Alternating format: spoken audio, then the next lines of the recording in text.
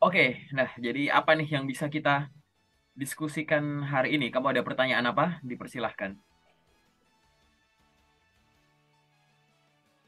Jangan bilang bingung ya, senyum. Jadi iya Oh iya ya, iya. oh, Aku ada. aku bingung mau tanya apa karena memang sebelumnya aku sejujurnya belum pernah menonton sesi untuk ini. Aku belum belum pernah menonton sama sekali sesi untuk ini dan aku bekerja di sekarang tuh lagi Satu bekerja di perusahaan. bagian yang di Hmm. mana aku juga mereview CV eh, angkatan bawah aku juga gitu. Oh ya, wow. Bagus nih, Jadi malah jadi sharing mm, nih. Hmm. jadi kebanyakan pertanyaan-pertanyaan generalnya mungkin secara Hmm. tidak langsung Hmm. sudah terjawab di saat aku melakukan review itu. Cuman Oke. aku menyadari bahwa CV yang aku buat sendiri itu juga perlu direview oleh orang lain juga. Aku nggak bisa menilai di kacamata HRD itu sendiri. Gitu. Begitu. Mungkin ini aja sih. Kemarin aku sempat mengisi form apply Hmm. Hmm. dan di situ ada pertanyaan soal benefit nih. Hmm. Nah, aku nggak ingin terlihat terlalu demanding, tapi aku juga nggak ingin terlalu normal. Aku ingin mencakup semua benefit yang kiranya aku butuhkan. Contohnya seperti asuransi ya. Kadang asuransi itu mungkin di beberapa perusahaan nggak dapat asuransi rawat rawat jalan, tapi hanya dapat asuransi berupa kacamata atau perawatan gigi dan segala macamnya. Sedangkan di Hmm. situ tuh aku mencantumkan semuanya, semua jenis asuransi yang kiranya semaksimal mungkin akan aku dapatkan di saat aku bekerja. Hmm. Nah, baiknya di saat menjawab perihal benefit itu, apa yang perlu dicantumkan? Apa saja yang perlu dicantumkan? Mungkin itu sih, Mas. Oke, 2 poin ya. Poin pertama adalah kamu punya kegiatan yang menarik, yaitu bantu adik-adik tingkat kamu untuk review CV kayak gitu. Itu adalah, aku respon satu-satu, itu adalah hal yang luar biasa bagus gitu. Dan aku berharap juga bisa melakukan hal yang sama, walaupun kemarin aku kampus baru diundang sekali gitu ya. Cuman ini tuh adalah hal yang amat sangat dibutuhkan. Sama siapa? Sama semua mahasiswa yang ada di kampus. Karena hanya sedikit kampus yang sebelum mahasiswanya lulus tuh ngajarin tuh terkait dengan cara nyusun CV. Malah di banyak kampus-kampus terkenal di dunia, dia bener-bener di websitenya tuh kampus, itu ada bagian khusus yang dia ngasih template contoh CV untuk dipakai. Ada contoh template CV untuk dipakai bagi yang mau lanjutin pendidikan gitu. Buat ke posnya misalkan, atau misalkan yang mau digunakan untuk daftar internship, yang mau digunakan untuk daftar volunteer, yang mau digunakan untuk daftar kerja, itu disediain sendiri-sendiri gitu sama kampus-kampus top global gitu. Nah, di hal itu gitu, aku sejauh ini belum menemukan dilakukan oleh kampus-kampus yang dibilang top yang ada di Indonesia gitu ya, atau mungkin aku yang nggak tahu kali ya. Tapi hanya ada sedikit kampus yang ngelakuin itu, dan bagus yang udah kamu lakuin gitu. Memang benar, terkadang tuh kita juga harus ngelihat lewat perspektif orang lain. Pada saat aku misalkan nge-review CV-nya orang, aku pun juga kadang minta review dari teman-teman apakah masih relevan atau enggak.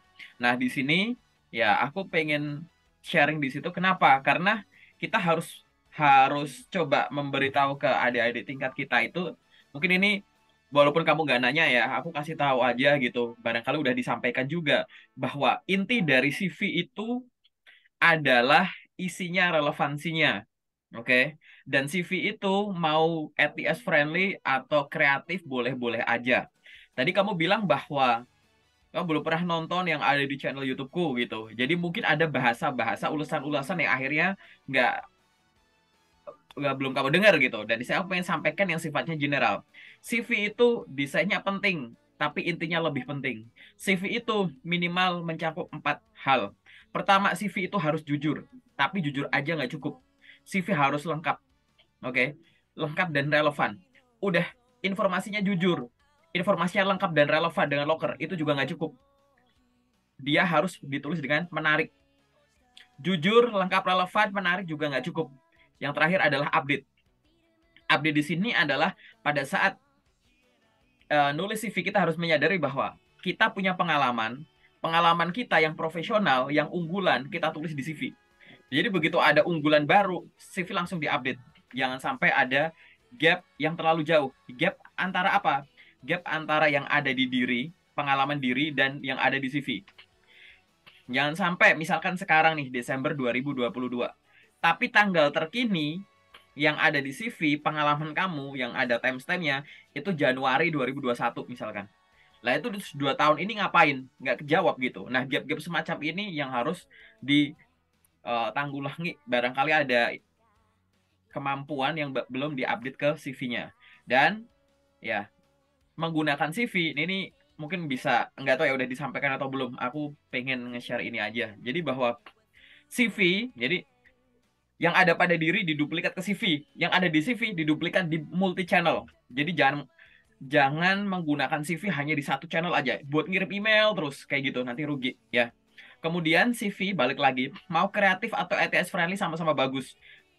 Populernya ATS friendly beberapa tahun terakhir tidak menghilangkan, tidak membuat invalid si CV yang kreatif kayak gitu. Jadi sama-sama boleh. Tapi balik lagi, desain itu penting, tapi intinya, isinya itu lebih penting. Percuma juga dibikin ATS friendly, gampang dibaca oleh sistem. Tapi pada saat kita baca, informasi yang kita cari nggak ada. Gitu. Oke? Itu poin nomor satu. Poin nomor dua adalah, rekrutmen itu adalah proses rangkaian. CV itu cuma di tahap depannya. Nah, pada saat kita ingin mencari pekerjaan sesuai dengan yang kita ingin, kayak gitu, jangan selalu menyalahkan CV. Contoh, kita udah sering lamar kerja, nggak banyak panggilan untuk psikotes misalkan. CV kita edit. Kemudian kita udah menghadapi psikotes, lanjut ke interview HR, kita gagal di HR, CV kita edit. Gagal di user, kita fokus ngedit CV. Terus, tahap udah sampai jauh yang kebanyakan di otak-atik itu CV-nya. Jadi kita sebagai orang yang membantu teman-teman yang mungkin belum lebih tahu daripada kita harus membantu mereka bahwa CV bukan segalanya. Oke? Ini adalah rangkaian rekrutmen. Proses pembelajaran itu nanti berfokus pada apa? Satu, tahap terjauh yang kamu sering gagal. Sama yang kedua, tahap yang kamu paling sering gagal. Sorry, tahap terjauh yang kamu pernah sama tahap terjauh yang kamu sering gagal. Jadi pada saat kita ngerasa, oke, aku paling jauh udah sampai tahap apa sih? User. Terus tahap yang paling sering gagal, interview HR. Oh ya udah, ini jadi fokus dulu gitu. Tahap terjauh ini kamu tanggulangin dulu biar nanti bisa lanjut. Yang paling sering gagal abis interview HR, aku di ghosting, aku di info, nggak lolos. Nah ini juga jadi fokus. Kalau CV balik lagi itu buat optimasi aja gitu sih. Tapi nanti nggak apa-apa, mungkin sambil jalan setelah ini kan baru pertanyaan pertamamu ya. Sekarang aku sampaikan ke pertanyaan kamu terkait dengan jenis benefit yang harus ya disampaikan pada saat kita ngisi form. Biasanya ngisi form ini tuh kalau misalkan kamu mau lanjut ke psikotes, kadang juga apa sih kadang ngeduplikat gitu kan ya. CV udah ada, kita udah ngirim kakak, udah ngirim ini nih, masih aja disuruh ngisi form. Ya, tapi nggak apa-apa lah gitu. Nah, di situ kita ngisi form yang intinya adalah, kamu tahu nggak kenapa kita harus ngisi form? Jadi CV itu dan dokumen lain itu wujudnya tuh macem-macem. Nah, mereka tuh pengen menstandarkan dengan format mereka gitu. Ada perusahaan yang akhirnya suruh ngisi form lagi, ada yang enggak. Kenapa? Karena kalau kita misalkan daftar lewat websitenya, itu kan kadang kita kan udah langsung input profil kita tuh. Ya kan, bikin akun dulu terus tinggal apply. Nah, itu kadang tuh itu sebenarnya kita sebenarnya udah ngisi di situ gitu. Tapi kalau yang enggak, yang agak manual, kadang kita dikasih form lagi gitu. Tapi ya ya udahlah, nggak apa-apa lah gitu.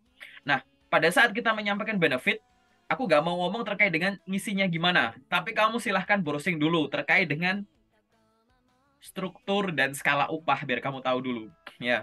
Maksudnya struktur upah tuh gimana sih? Ya nggak harus bikin kayak gitu, nggak gitu. Apa itu struktur upah, apa itu skala upah gitu. Kamu silahkan pahami dulu itu. Oke. Terus habis itu kamu baca juga di situ terkait dengan apa? Ya benefit-benefit yang dimiliki sama orang dengan sistem kontrak sesuai dengan yang akan diikatkan di kamu gitu. Ini locker ini buat apa? Full timer, part timer, internship atau apa? Jangan sampai kamu ini tuh misalkan internship tapi minta benefit, full timer gitu. Ya lucu aja sih kayak gitu. Atau misalkan tadi pekerjaan itu, jadi benefit itu akan mengikuti role yang akan kamu jalani. Jangan sampai kamu fresh graduate ya minta benefitnya benefit manager kayak gitu. Gitu. Jadi itu dulu, oke? Dibaca-baca dulu biar nanti make sense gitu. Jadi kan harus ada ambangnya, harus ada thresholdnya biar kamu paham obrolan kamu biar ngerucut ke arah sana nggak divergent gitu. Nah, setelah itu kamu boleh menyampaikan dalam tanda kutip yang standar-standar aja dulu gitu. Gitu. Misalkan gaji, ya udah gaji antara sekian sampai sekian misalkan. Kalau struktur komponen dalamnya ya biar mereka yang ngatur sesuai dengan struktur dan skala upah yang memang udah dibikin sama bagian HR-nya yang udah diaplikasikan kayak gitu kan. Gitu. Itu bisa. Terus benefit tadi kalau terkait dengan BPJS gitu ya, BPJS double di BPJS itu boleh disampaikan nggak apa-apa gitu sih. Gitu. Tapi kalau misalkan ada tunjangan ini, tunjangan itu, tunjangan ini, ntar dulu kita cek dulu. Kamu maksudnya level entry level atau yang udah experience gitu. Yang penting yang standar-standar aja sih. Jangan sampai pokoknya di sini jangan sampai kamu banyak nuntutnya karena itu tuh adalah benefit itu akibat gitu yang disebabkan oleh performancemu gitu. Jadi tetap nulis tetap ditulis gitu. Dan kadang kan tadi ya benefit disuruh nulis, terus kadang disuruh nulis gaji juga gitu kan. Nggak apa-apa sampaikan gitu. Sebut angka range berapa sampai berapa, riset dulu kayak gitu. Intinya semacam itu sih, nggak kompleks loh ini, sebenarnya kalimat cuma itu doang sih gitu. Silahkan tulis aja itu, cuma at least kamu harus ada dasarnya, jangan sampai kamu minta benefit tadi ternyata harusnya di sini, ini anomali sendiri nih titikmu di sini gitu aja sih buat Indah gitu. Oke, ada apa lagi nih yang bisa kita diskusikan dah berdasarkan pengalaman kamu, boleh sih, atau mungkin kamu boleh sharing CV-CV yang sejauh ini kamu review, yang kamu unik, yang kamu akhirnya nggak pede itu kenapa gitu. Barangkali kamu misalkan nge-review CV ini orang mau dipakai untuk di Indonesia, yang ini mau di luar negeri gitu. Udah paham belum bedanya CV luar sama CV Indo? Apa yang termasuk yang hubungan dengan privasi dan teman-temannya gitu. Ya nggak tahu sih, ini buat pancingan aja barangkali ada yang kamu nggak kepikiran tadi. Gitu. Silahkan.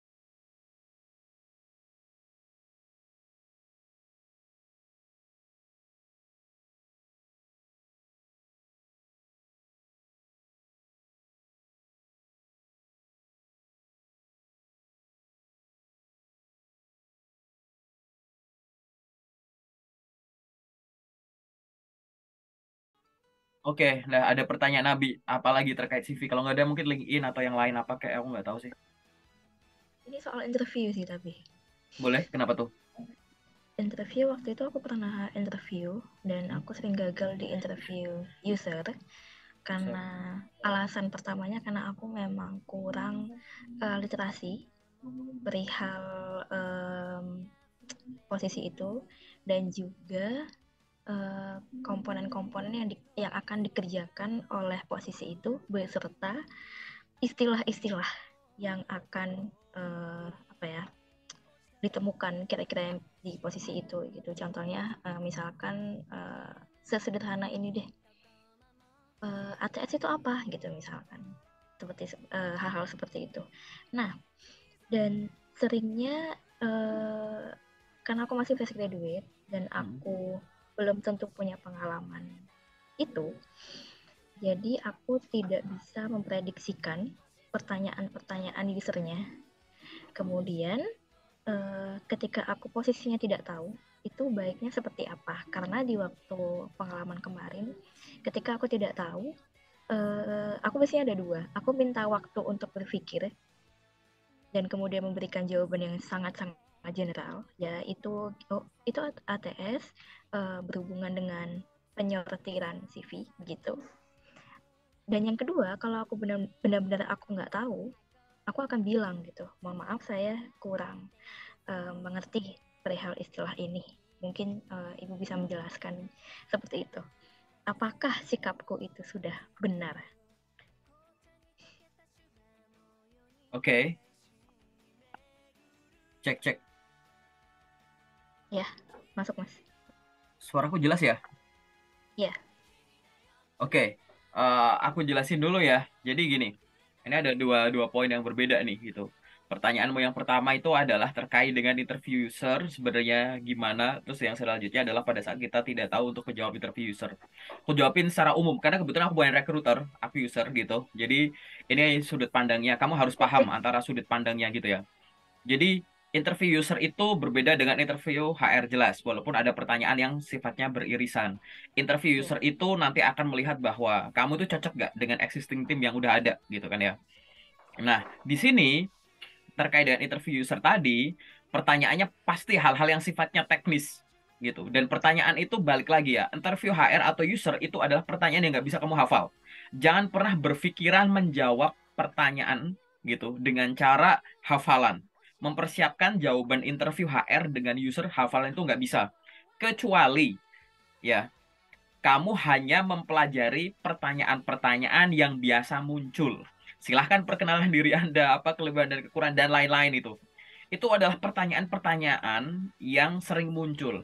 Mempelajari pertanyaan yang sering muncul pun nggak bisa dengan cara dihafal.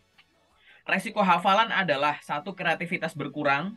Yang kedua, kalau pertanyaannya dimodif dikit, kamu nggak paham. Padahal sebenarnya simple. Kamu nanti akan menyadari interview HR atau user, ada banyak sekali pertanyaan yang sebenarnya nanyain hal yang sama. Kayak gitu ya. Nah, terkait dengan interview user tadi, gitu, nggak bisa dipungkiri bahwa kamu harus tahu detail dari sisi banyak hal. Kamu harus belajar 4 hal. Inter ya, jadi gini, interview itu kan menyampaikan informasi secara lisan. Mau telepon, mau Zoom, mau ketemu langsung. Informasi secara lisan.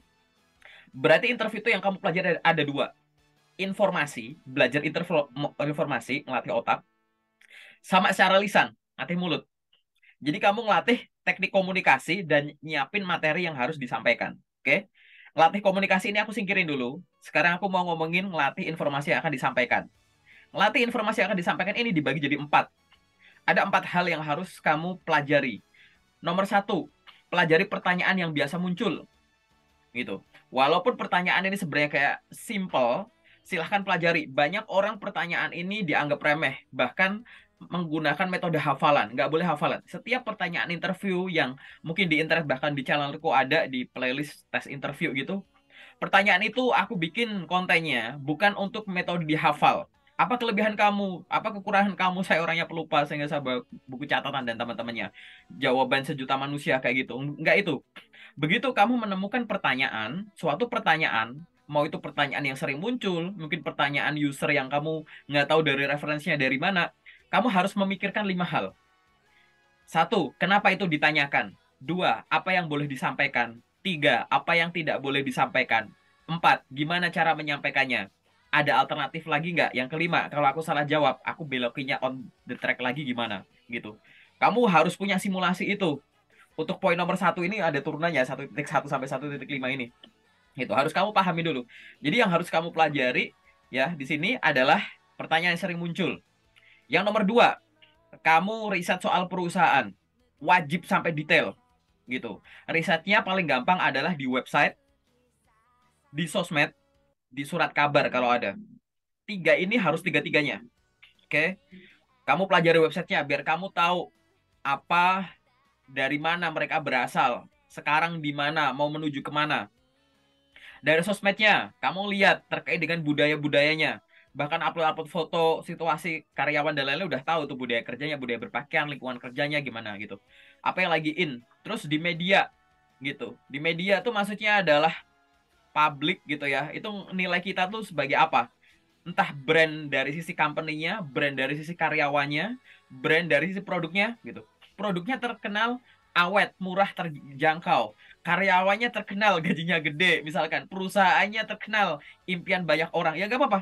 Itu kamu riset dulu. Oke? Itu adalah poin nomor 2. Yang poin nomor 3, riset terkait dengan role yang kamu lamar. Role yang kamu lamar ini, ya, yang harus kamu riset itu apa? Ya macam-macam. Tugas, tanggung jawab, rutinitas harian, rutinitas mingguan, bulanan, KPI-nya, gitu. Terus apa? Tools yang digunakan. Tools yang digunakan, hardware, software-nya apa. Kemudian industri knowledge, jadi pengetahuan-pengetahuan apa yang harus dikuasai sama orang yang ada di rules ini. Gitu. Keterampilan-keterampilan bahasa atau soft skill apa, dan lain-lain. Aku ngelamar di Bank A sebagai customer service.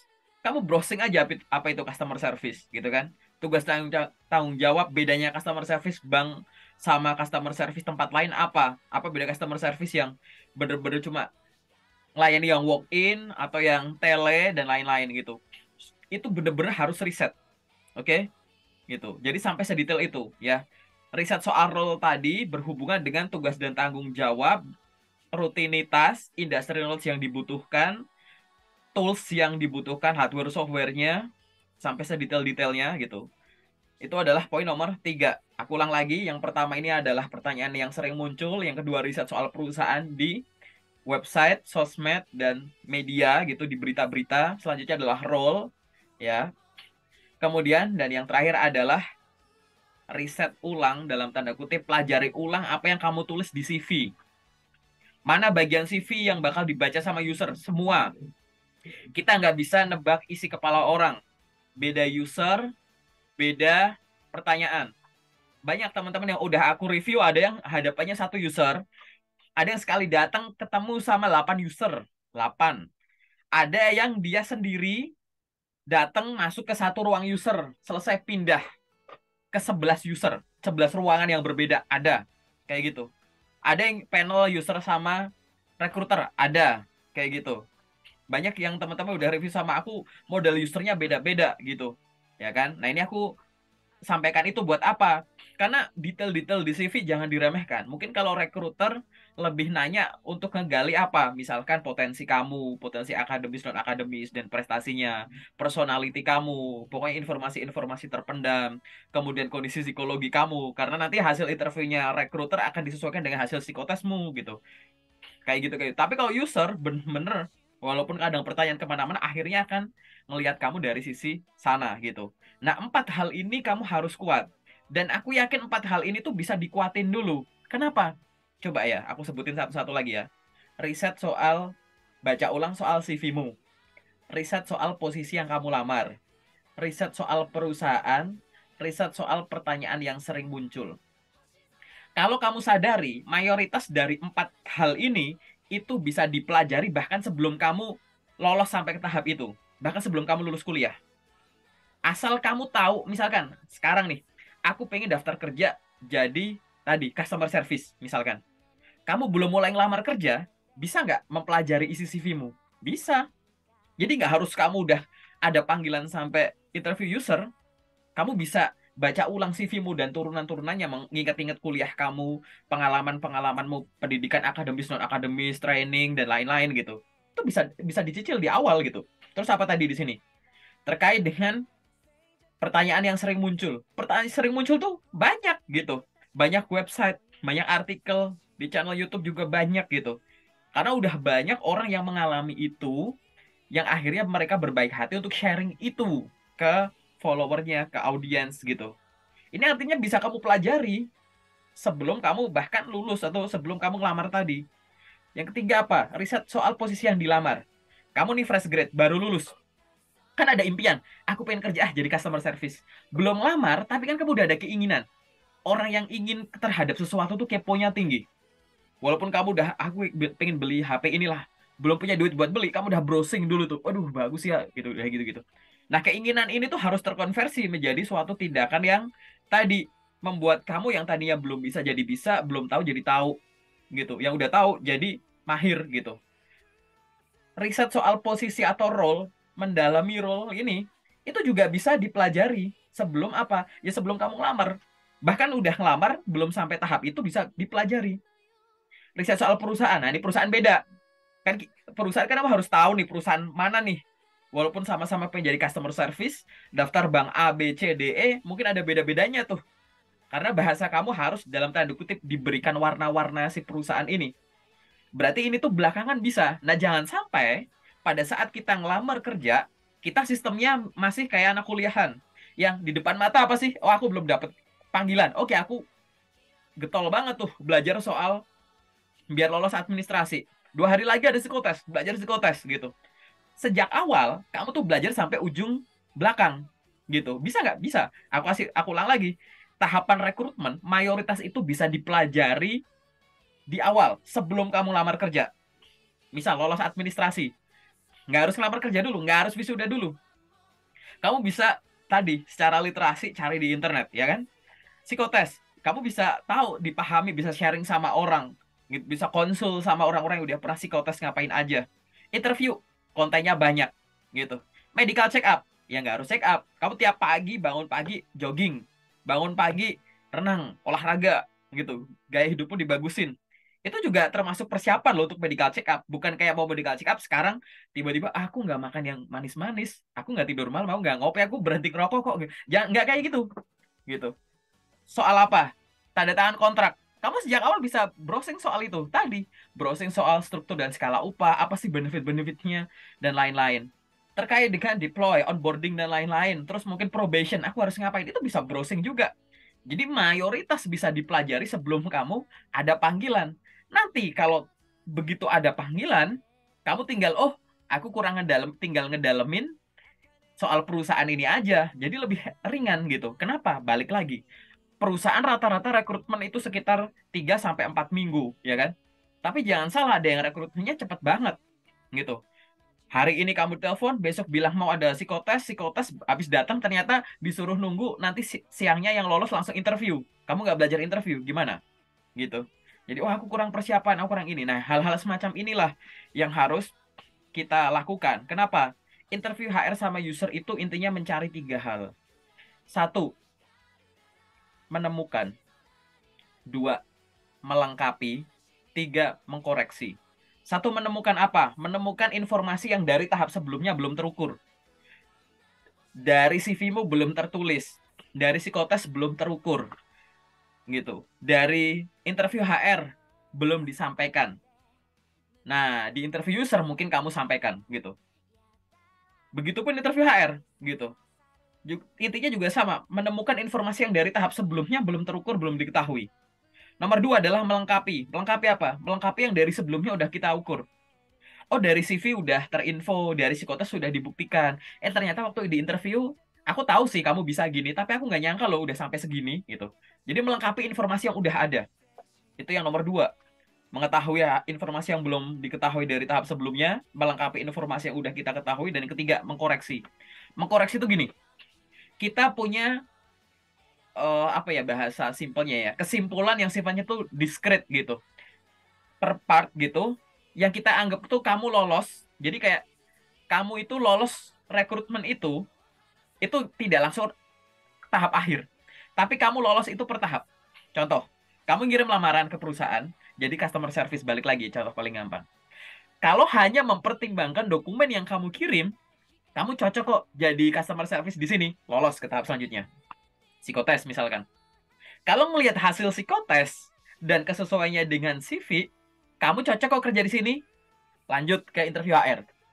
Berdasarkan hasil interview HR dibandingkan dengan psikotes dibanding ini, kamu layak kok kerja di sini, lanjut lagi. Gitu terus. Jadi discrete gitu.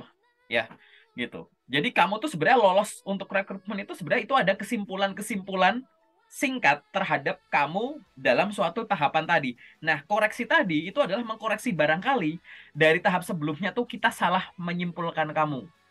Kita anggap pindah gini ya, ternyata gini ya, gitu-gitu. Ini adalah inti dari interview tadi. Mengetahui informasi yang belum diketahui, melengkapi informasi yang udah ada, dan mengkoreksi kesimpulan sementara kita yang barangkali kita salah. Nah, 3 proses ini bisa yang sifatnya itu positif, bisa sifatnya negatif. Tentu kita harus berusaha untuk yang positif-positif tadi ya gitu. Makanya di sini tipsku buat kamu dan bagusnya kamu adalah kamu menyadari bahwa aku kurang dari sisi literasi. Lalu apa yang harus kamu lakukan? Ingat-ingat kalimatku bahwa semua tahap itu bisa dipelajari jauh sebelum kamu lolos sampai tahap itu. Jadi harus benar-benar meluangkan waktu. Jangan sampai sehari gini. Kamu cari namanya waktu produktif potensial dalam harimu sekarang. Time management kamu. Waktumu 24 jam, kurangi waktu tidur, kurangi waktu kerja, kurangi waktu ini. Cari tahu, setiap hari itu sebenarnya kamu masih punya waktu yang bisa digunakan untuk hal produktif itu berapa jam sih? Weekdays berapa, weekend berapa? Nanti waktu tersebut silahkan kamu bagi jadi 2. Terserah, misalkan weekdays karena aku masih kerja, waktu kosongku cuma tinggal 2 jam. Nah, silahkan mau bagi 1 jam, mau 1,5 jam, terserah. Yang penting waktu yang kamu bagi ini, 1 porsi kamu gunakan untuk melamar kerja, 1 porsi untuk pengembangan diri. Pengembangan diri ini ya termasuk tadi, memperkaya literasi kamu. Entah nonton ini itu, baca ini itu, mungkin kamu branding keluar, bikin postingan ini itu. Itu harus dilakukan tiap hari, kayak gitu. Oke?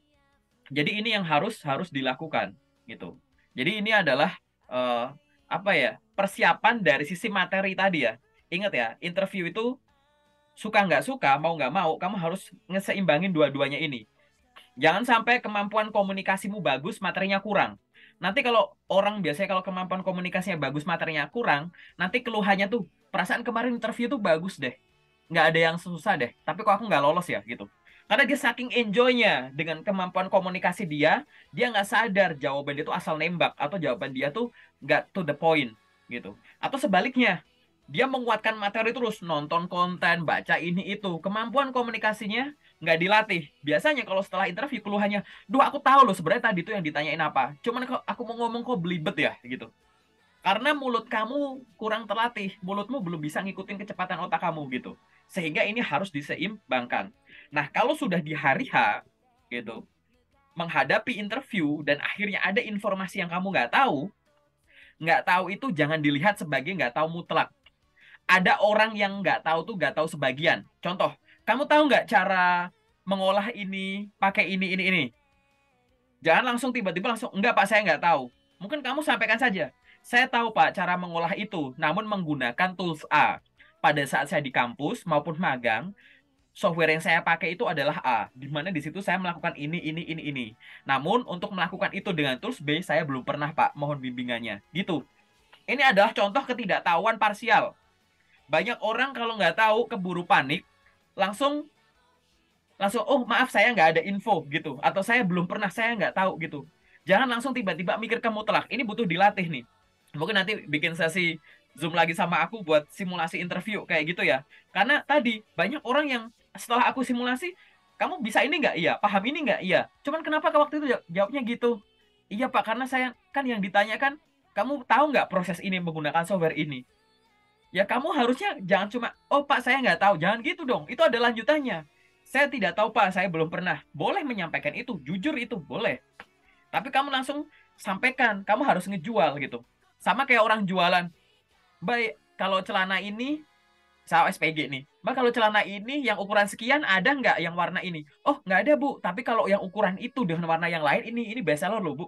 Nih bahannya bagus gitu. Itu kamu lagi jualan diri gitu. Ini sama juga gitu ya, bahwa kamu tahu soal ini nggak, soal ini gitu. Saya belum tahu terkait ini Pak, karena waktu itu saya menggunakan software ini atau mungkin dengan tools yang lain. Oh tahu nggak cara gali ini pakai cangkul? Saya nggak pernah Pak, saya baru pernah pakai scope. Karena saya galinya bukan di tanah sih Pak, saya cuma di pot gitu. Nggak apa-apa, hal-hal yang parsial. Ingat ya, jawab secara jujur benar, tapi silahkan di breakdown dulu. Ketidaktahuan kamu itu ya bener-bener mutlak atau bener-bener parsial. Jangan buru-buru dulu, oke? Nanti kalau kamu udah tahu bahwa parsial, sampaikan bahwa ketidaktahuanmu itu di sini, tapi yang saya tahu ini. Tapi kalau udah mutlak, kamu sampaikan kayak tadi nggak apa-apa gitu. Bahwa saya mohon maaf Pak, saya belum pernah belajar atau berpengalaman terkait dengan itu yang saya peroleh dari pengalaman magang maupun pengalaman pendidikan saya. Udah kayak gitu. Nggak usah minta dijelasin balik, nggak apa-apa kok. Nanti pasti akan dijelaskan gitu. Ini secara umum tuh kayak gitu ya, Ndah ya gitu. Aku belum bisa sampai secara detailisasi general. Tapi cukup paham ya?